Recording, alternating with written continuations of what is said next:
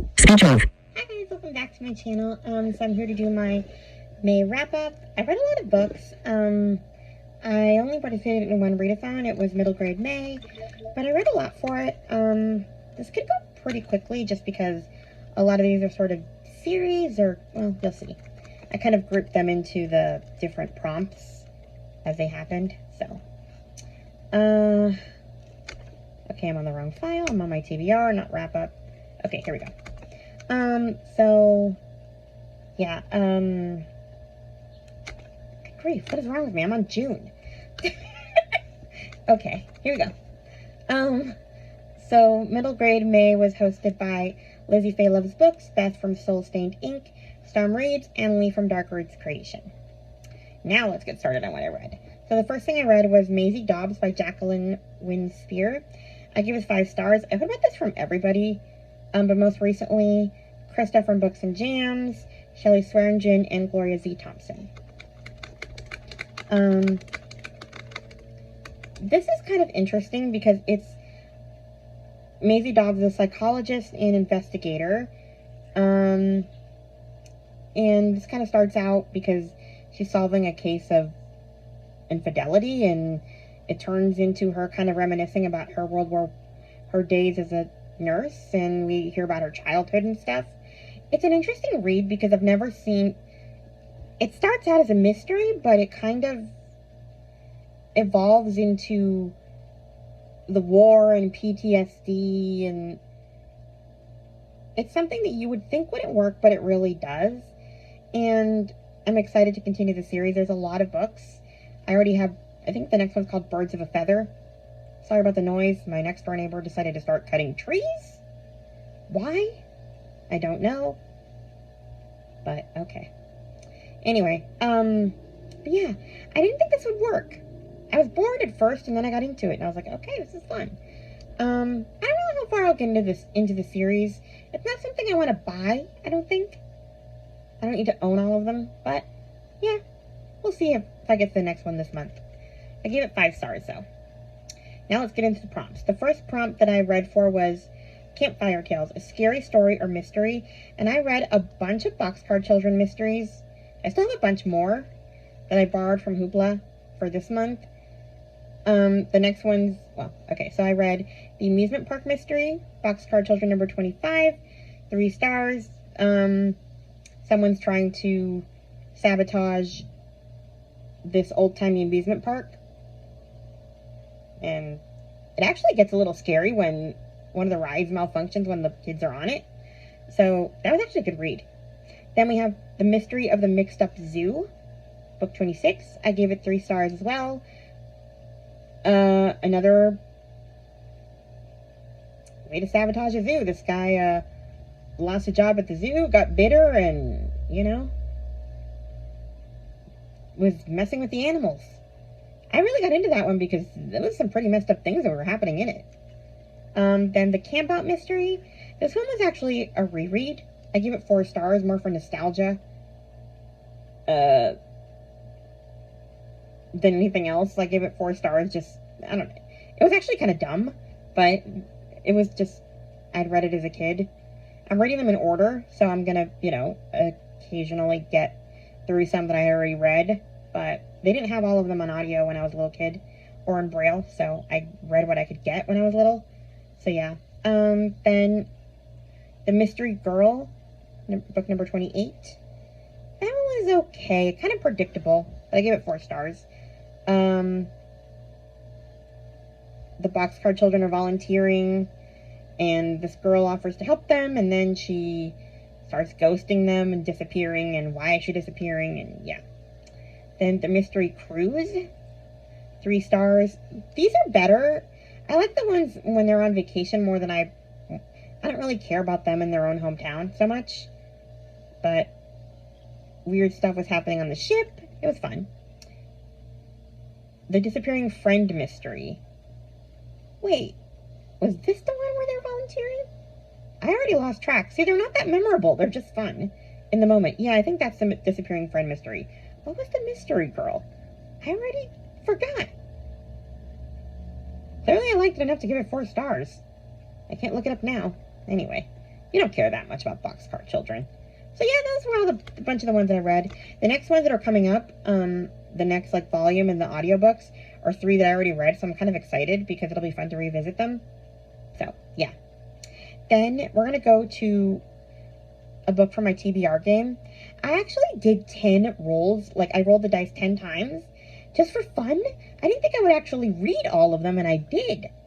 So this is roll number 7. I got a series to read a series, and I read the first book in the Cornish Midwife series by Joe Bartlett. I gave it 3 stars. I forgot how many books there is in the series. It was like 8.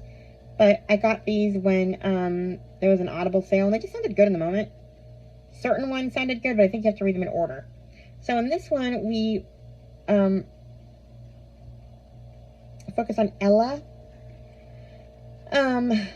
She goes home after she gets left at the altar, and it goes viral on video, so everybody knows who she is. And she comes home and, you know, in disgrace. So she goes back home to the Cornish seaside town of Port Agnes, where she grew up, and she starts working as a community midwife. That's really the interesting part. The romance I wasn't so into. And I couldn't stand her matchmaking parents.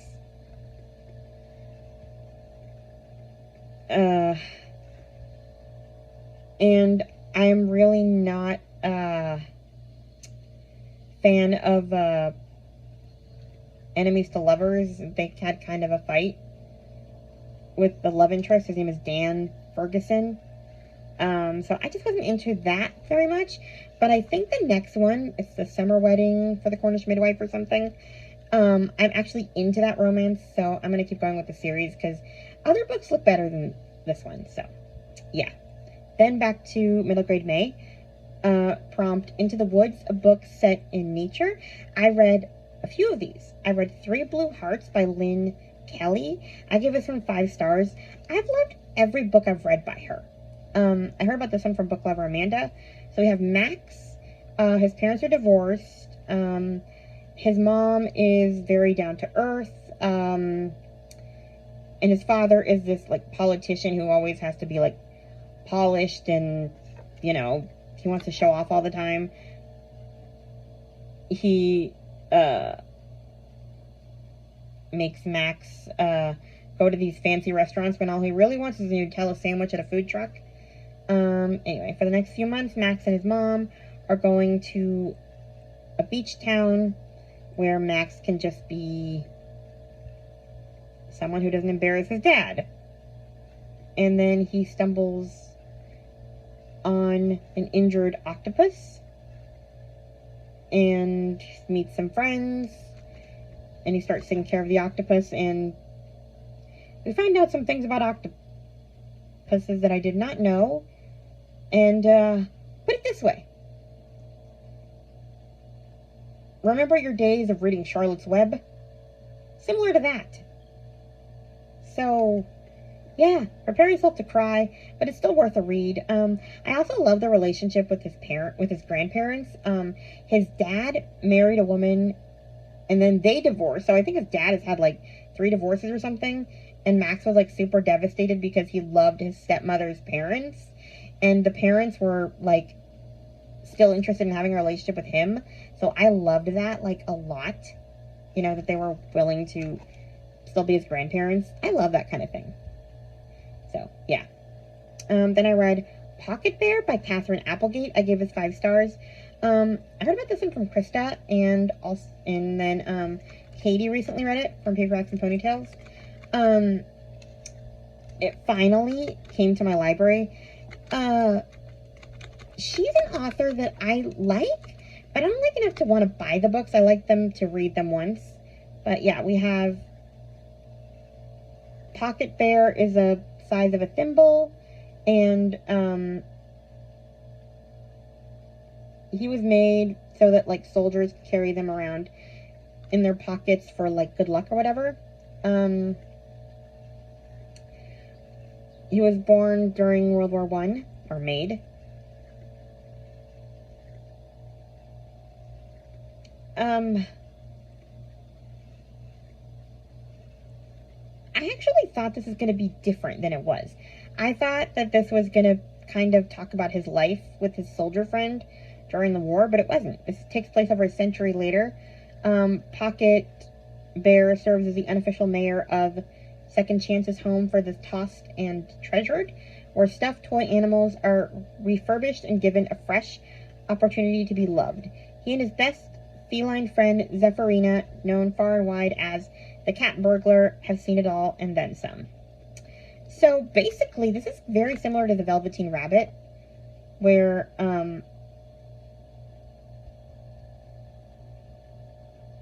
you know, the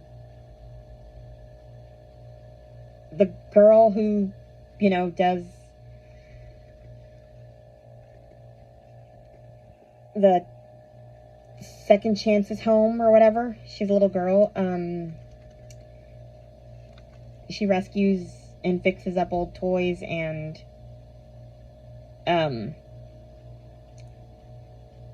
gives them to people who need them and stuff. And yeah, it's very much like the Velveteen Rabbit. It made me happy. Then I read the newest one that she wrote, Wombat Waiting by Catherine Applegate. I gave this one 4 stars. I heard about this one from Chloe from Always Booked. This one is about a dog. Who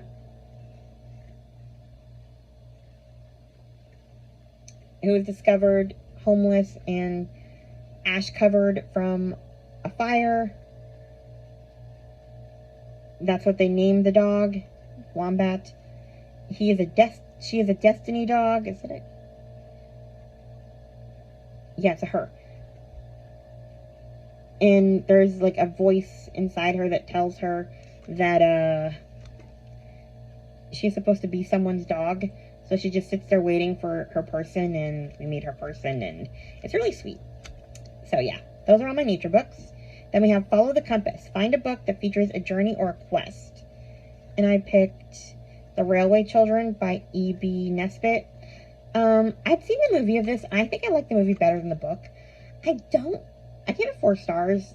I heard about it from Waterbear Reads, or from Heather from Waterbear Reads. Anyway,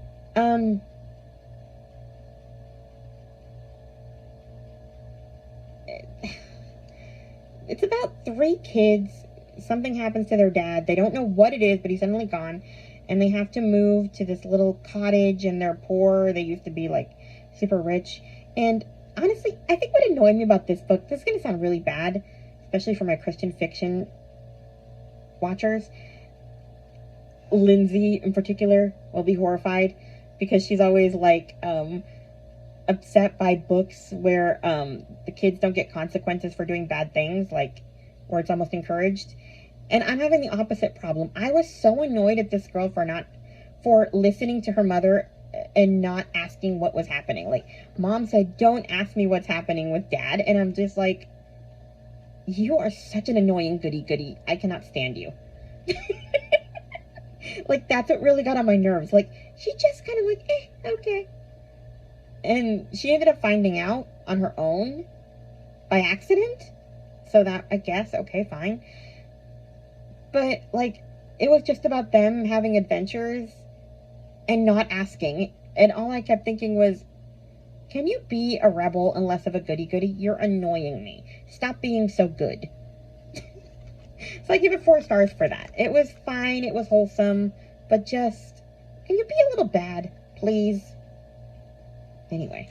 Then I read The Face on the Milk Carton series by Caroline B. Cooney.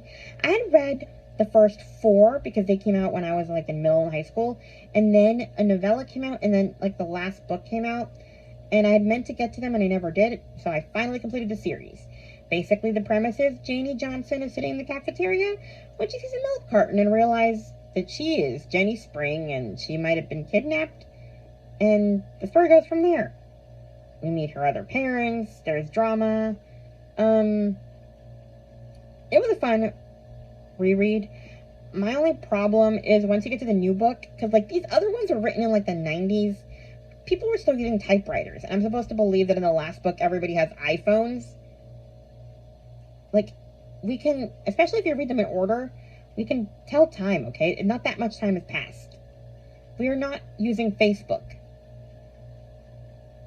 Anyway, but I still enjoyed the books. The first one is The Face on the Milk Carton. I gave it 5 stars. Whatever Happened to Janie, 5 stars. That was my favorite because it's like a tug of war with all the parents. The Voice on the Radio, 4 stars. Reeve, you suck. What Janie Found, 4 stars.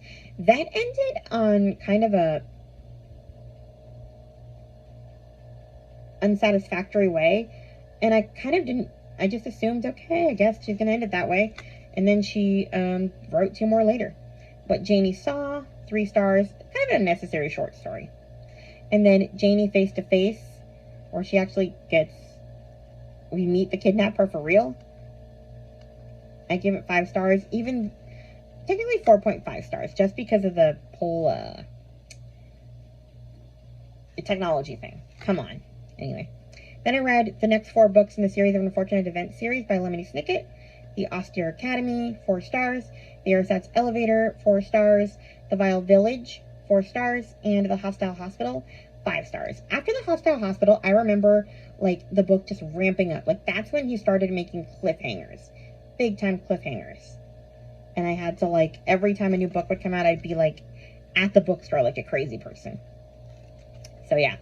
Those are those. Then we have roll number 2 for my dice. I picked a book prompt, which was Christian fiction, and I also used it for Jeanette's May prompt, which is set in Tennessee or a 5-star prediction. I read South of Somewhere by T.I. Lowe. I gave this 5 stars. Heard about it from book lover Amanda. I gave this, so this is about a mother who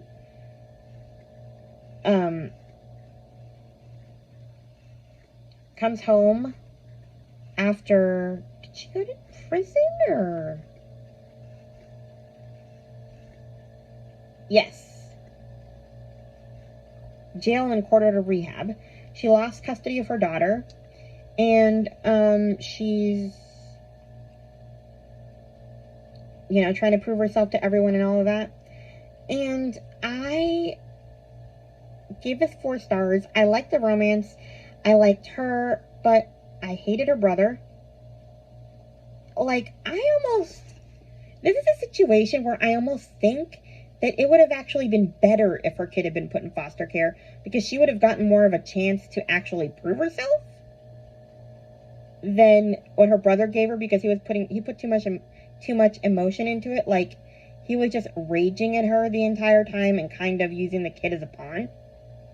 Like, really, if someone hadn't, like, talked him down, he would have never given her back and just let her, like, continue to, what's the word, like, beg and plead. And, like, I actually wanted her to go to court. It was really annoying that it ended the way it did, because I wanted him to suffer a little bit. He was just so mean. Like, I understand she did a bad thing. I mean, I have alcoholism in my family. But, like, this is when I kind of think that foster care would have been better, because they would have actually helped her to make a plan. His plan was, I decide when you deserve to see her. Like, it's up to me, and I'm holier than thou, and you are trash. Like, he's a jerk. I never learned to like him. So honestly, I might put this book down to 3 stars now that I'm, like, really raging and talking about it. And I also wanted more of the kid. We didn't really see this kid until, like, the end of the book. Like, I thought we were going to get some visitation, some back and forth where she actually got to see her and stuff. No, we just get her, like, rebuilding her life, which is fine. And, like, all her friends and her support system and all of that. That was great, but he just sucked. I don't know, like, it just made me angry. Then I read Birds on a Wire by Katie Powner. I thought it was kind of similar to this one. I give this one 5 stars. I heard about this one from Lou from Christian Faith and Fiction. And I think Chloe, too. So, this is about a couple who did drugs. She has a son named Providence. I understand why she named him Providence, but why do you hate your child? He's going to be tortured in school. Anyway, Providence gets taken away from her by CPS. And we go back and forth between Bree, his mother, and the foster mother, Laura. She's about to be 40. She's having a midlife crisis. She decides to be a foster parent. And yeah. I like this book, but I think I will give it 4.5 stars because I felt like we didn't get enough closure. Like I was kind of with Katie, actually. Katie's another one who just read it, and she said that she would have liked an epilogue to kind of catch up with everyone after some time to see where everybody's at.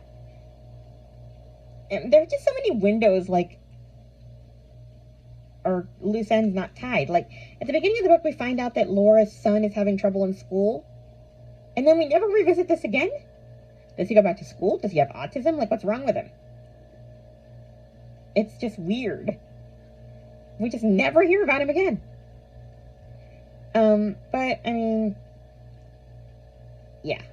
I did enjoy both of these women's stories, and I appreciated that it wasn't like this, the way that they worked together for Providence, and that they both had to kind of put their feelings aside and stuff. It was a good read.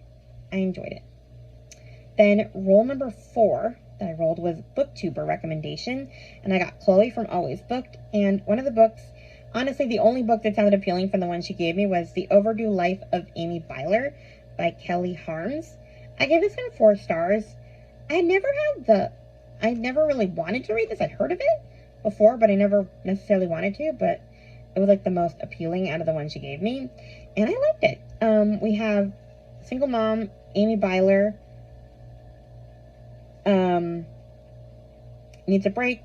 Her husband pretty much left the family, and then 3 years later he comes back guilty and offers to have the kids for the summer, and she goes to have a mom springer, basically to New York to live it up, and she meets a guy, and then what if she doesn't want to come back, etc., etc. Her kids are older. Honestly, that's why I didn't want to read it, because I was afraid that she was leaving toddlers for 2 months. And I was like, I'm going to hate you, aren't I? I did not hate her. From, like, page 1, I instantly loved her. Like, her kids are preteen or teenagers. I think one's 11 and one's, like, 15 or something. And I was like, okay, they can fend for themselves and torture dad. That's fine. It's totally cool if she leaves them with him for 2 months so they can give him hell for leaving them for 3 years. That's fine. And honestly, like, I think he deserved a little more hell than he actually got. I love the guy that she fell in love with. They're both bookish people, and it was just amazing. She's a librarian of I think she's a librarian? Or something with a library, school, I forget. Yeah. It was great. I enjoyed it. I enjoyed her. I enjoyed everything. I wouldn't call this clean fiction. I mean, she literally does it with him like the first night they go out together, so, you know. Anyway, but I enjoyed it. I give it 4 stars. She's very funny. Then roll number 9 was a reread. I read Emma M. Lyon, Volume 5. I think I'm just going to keep going with them with a volume a month to reread. Alma and Katri are doing that. I mean, they're not rereading. They're reading it for the first time.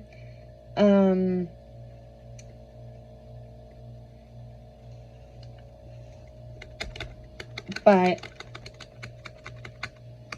yeah, I don't know. I realize I'm kind of where they are, and so yeah, I'm just gonna keep going with them. So I'm gonna read volume 6 this month. It's fun. I was gonna do like just keep going and going, but I'll drag it out. I can't wait for the new one. Then we have another middle grade May prompt, Under the Stars, something that is sweet or cozy. I read 8 Cousins by Louisa May Alcott. I gave this 3 stars. I heard about this one from Kelly Reads a Lot. This one's about Rose Campbell. Her dad dies, and She goes to live at the ant hill after her father dies. Six of her aunts are kind of always fussing over her and making her just feel sorry for herself and miserable, and they call her delicate. And then comes her kind of crazy uncle, and, you know, he prescribes fresh air and chores and lets her roughhouse and stuff, and it's fun. It's okay. I thought there was going to be more of the cousins than there was. I don't know. It was okay. I liked the uncle and her relationship more than I liked her with the cousins anyway. So it was fine. I enjoyed it for what it was. I don't think I want to read the next one, though. Then, Trailblazer, a main character who was brave or adventurous. I read Dorothy and the Wizard of Oz, Oz number 4 by L. Frank Baum. I gave it some 3 stars. It's the 4th book. I bought the whole set of Wizard of Oz books a couple years ago, and I forgot about them. That's where I left off, on book 4, so I read it. It was okay. Can't really talk about it. Then role number 1, it was nonfiction. I had a different book in mind, but I ended up going with Farewell to the East End by Jennifer Worth. It's the 3rd and final book in the Call the Midwife trilogy. I gave it 4 stars. It was depressing, but there were some funny parts. So, I don't know. So, yeah, there was one chapter that I skipped about backstreet abortions. Oof. Then role number 8 was a reread of Midwife of Auschwitz by Anna Stewart. I gave it 5 stars. I've forgotten a lot of what happened in this book, but I just read The Last Baby in Auschwitz, and it had some overlap to this first book, so I wanted to refresh my memory. So, yeah, I don't want to say it was good to reread, because it was sad, but yeah. Then role number 10 was a series, and I read The Yada Yada Prayer Group by Netta Jackson. I heard about this one from Lizzie Faye Loves Books and Chloe from Always Booked. Elizabeth said that there was a prequel to this, or some book you're supposed to read before Yada Yada, but I can't find it, so I just read the first one. Honestly, I liked it, but the lady who narrates is insufferable. Her name is Jody, and she's so, like, okay, as I said, I have alcoholism in my family. Like, it's rampant in my family. So for me to say, girl, let your husband have a beer in peace, is saying something. This woman just didn't want her husband to have a beer because how would it look to my friends? And the funny thing is that a lot of her friends, I mean, not to say that all minorities, like, smoke or drink or anything, but, like,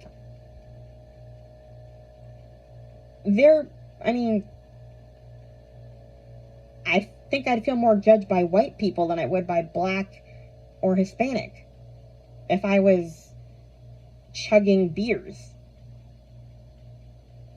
So it felt to me kind of like Jody was trying to say, or trying to show them that she was better than they were. Anyway, that was just aggravating. Every time her husband would have a beer, she would lose her mind. She also had some alcoholism in her family, but, like, her husband never got drunk. And she never, like, really talked to him. She was always just nagging him. So, like, yeah, for me to be like, let him have a beer, lighten up, like, that's not me. And yet I was actually hoping he would get drunk, okay? Like, that sounds terrible, but I, like, wanted him to just, you didn't want me to get drunk? Well, now I got drunk. Like, she was so annoying. Anyway, that's not even what the book is about. It's just one thing that annoyed me, which brought down the rating. So Jody ends up at this,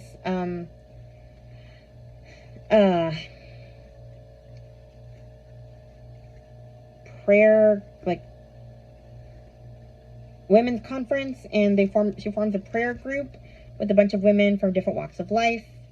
An ex-con, a former drug addict, a real estate broker, a college student, and a married mother of 2. What do they all have in common? And yeah, one day, or during the conference, one of them, her son gets shot, and they start praying together, and that's how the prayer group is formed. Honestly, this kind of prayer group would terrify me. I don't do well with loud voices, and there was a lot of loud praying. So I admit that I fast forwarded a little bit because it just made me cringe a little. It was too loud. I don't know. It just, which is probably is Jodie's problem too. Like, she was sort of had secondhand embarrassment by the very loud praying. And here's the thing. I have a story about that. Why it makes me cringe. I had an aide, like, you know, a para-professional because of my osteoporosis, and good grief, she would stop at random moments when the Holy Spirit hit her, make me late for class because she decides to pray out loud for the next 10 minutes in weird locations. One of which was the middle of the parking lot with cars that come in on either side of us. We're just standing here while she's screaming to the heavens. And then the other one was in the PE locker room with me. She had to help me put on my back brace, and it was time to go to the next class. So I was sitting in my underpants, just waiting for her to finish praying in the echoey locker room. Patiently waiting, freezing, while she's communicating with the Lord. So yes, I visibly cringe when people start praying like that. It's just, it freaks me out. And I'm just very uncomfortable because I was like forced to be around it so much. I no problem with praying. I pray too, obviously, but I don't need an audience. Anyway. But yeah, 4 stars. It was a good read, and I'm looking forward to the next ones. It just kind of freaked me out a little. Then I read, for Alma's Journey Through Time, we were supposed to read a historical fiction set in Latin America. I was going to read how the Garcia girls lost their accents, but I didn't get to it. I read the first one, Before We Were Free, by Julia Alvarez. How the Garcia girls lost their accents comes after. I may read it later, I don't know. But Before We Were Free was a reread. I gave it 5 stars. It's about Anita de la Torre. She's a 12-year-old girl living in the Dominican Republic in 1960. Most of her family has emigrated to the United States. Her uncle disappeared, and the secret police start terrorizing her family for opposition to the dictator. It's actually really scary. I didn't remember it being so scary as a kid, but yeah, there's a lot that happens in this book. So, yeah. Good read, good narrator. Then roll number 3. It was one of my 26 and 2026 books. I read Everyone Here Is Lying by Sherry LaPina. I heard about this one from Renee from Book Talk, etc. a few years ago. I gave it, what did I give it? 4 stars. I mainly gave it 4 stars because I didn't like anybody. Like, basically, this child gets kidnapped, or gets taken. She goes missing. Her father comes home after he gets dumped by his mistress. He comes home, he's in a bad mood, and he finds his kid at home after she got kicked out at choir practice, and he has no patience for her. He basically backhands her, and then next thing you know, she goes missing, and he doesn't want to admit that he backhands her. So yeah, all of this spirals because of one man who cannot keep his marriage vows. It's crazy.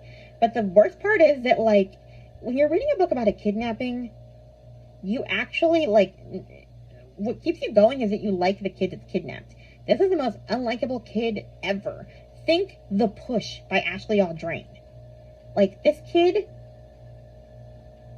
is a serious sociopath. So it was, like, it was wild.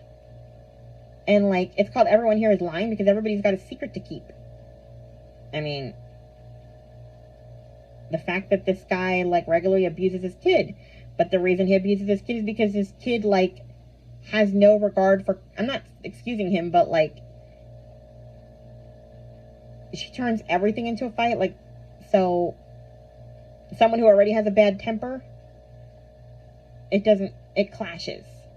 Anyway, yeah, it was compelling read all the way, but I wasn't as invested because I didn't even like the kid that was missing, so I didn't care either way how it turned out.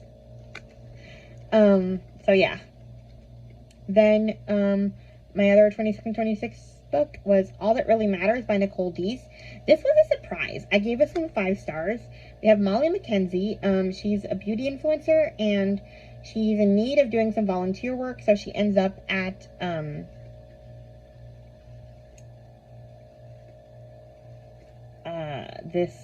what's it called? Like a summer youth program for kids who age out of the foster system, so they're not children, they're like young adults. And yeah, Silas Whitaker is the owner, and weirdly enough, I thought I wasn't gonna like her and I was gonna like him, but no, I liked her from the beginning. I didn't necessarily need her to change. I liked her changes as they happened, but I never thought she was a bad person to begin with. But he was judgy McJudgy from, like, at the beginning, and I appreciated his growth. Even though, like, everybody else who I've seen, I've read, like, Goodreads reviews from people I know and just random people, and everybody is, like, the other way around, where they're like, I love Molly's growth, and Silas helped her so much, and, you know. No, me? I'm like, no. I like Molly's growth, but I didn't need Molly to grow. I like the fact that Molly made Silas a better human, because Silas he was really judgy, and I just didn't like him at first, and I grew to like him, which is actually a rare thing for me. Usually when there's a kind of enemies to lovers thing, I hate it. I hate the guy instantly, and my hatred never fades, but I liked him. I gave him 5 stars, and I'm looking forward to the sequel. Then I read, for Middle Grade May, Mapmaker, a fantasy book. I read Amari and the Metalwork Menace, the newest Amari book. I gave it 5 stars. Can't talk about it, but it ended on a cliffhanger. And then my last 26 and 2026 book for the month was The Outcast Girls by Shirley Dixon. I gave it 4 stars. So it's about 2 girls. So we have 15-year-old, or Sandra, grew up in an orphanage. She finds work as a housemaid, and then she gets fired at the beginning of the war. Her brother Alpha sent to fight. And then we have Frida, is a German girl.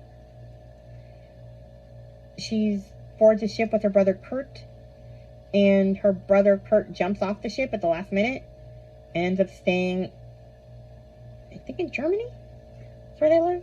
So Frida and Sandra end up making friends, and yeah.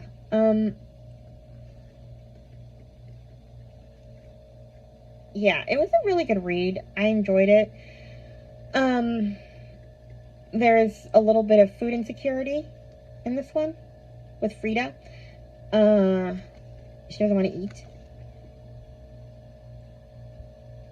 There's like a sequel, sort of, by the same author. I already forgot what it was called.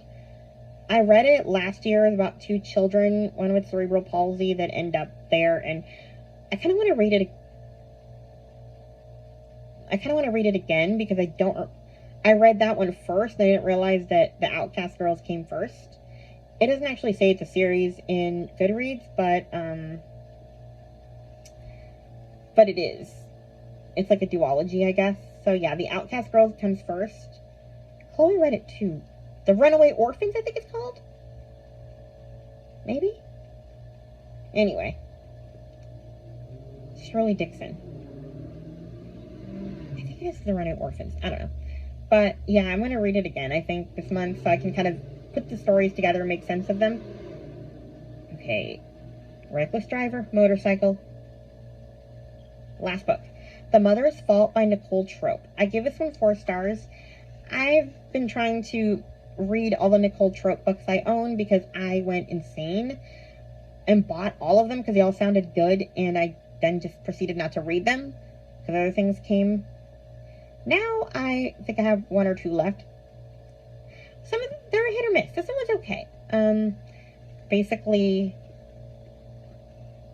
Beverly has an 8-year-old son. He goes missing, and there's some secrets that the police doesn't know. She doesn't want them to know. And there's secrets that could maybe potentially get her son taken away from her. I can't say anymore because that will spoil the story, but it was a good read. 4 stars. So yeah, that is everything that I read in May. That book is going to bother me. The Shirley Dixon book. But yeah, yeah, that's everything I read in May. Hope you enjoyed my wrap-up. Please like, comment, and subscribe, and I will talk to you guys in my next video. Bye!